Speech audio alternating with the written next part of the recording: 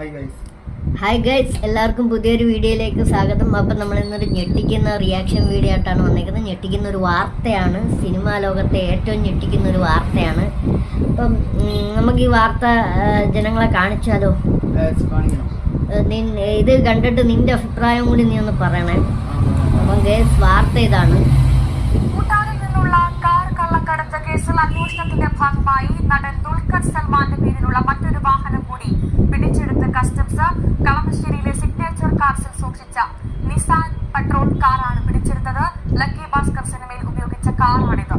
ജവിൻ ടുട്ടു നൽകും കൂടുതൽ വിവരങ്ങൾ. ടുട്ടു, നേരത്തെ ഇത്തരത്തിലുള്ള കാറുകൾ പിടിച്ചെടുത്തിരുന്നു കസ്റ്റംസിന്റെ ഭാഗത്ത്. ഇതാണ് ഇപ്പോൾ പുതിയ ഗൈസ്, എന്താണ് നിന്റെ അഭിപ്രായം? UDF ഭരണത്തിൽ കയറിയപ്പം പിടുത്തം തുടങ്ങിയതാണോ? എന്താണ് ഇതിന്റെ ക്ലിയർ ന്യൂസ്? പറയൂ.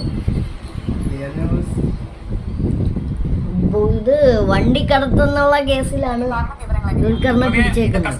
കസ്റ്റംസിന്റെ പിടുത്തമാണ്. ഇപ്പൊ എന്താ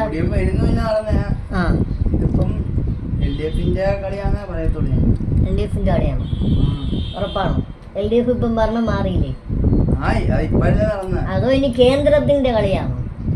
ഗൈസ്, നിങ്ങൾ പറയും, കേന്ദ്രമാണോ ഇത് കളിക്കുന്നത്, LDF ആണോ കളിക്കുന്നത്, അതോ പുതുതായിട്ട് കയറിയ കോൺഗ്രസ് ആണോ? അഭിപ്രായങ്ങൾ നിങ്ങൾ കമന്റ് ആയിട്ട്.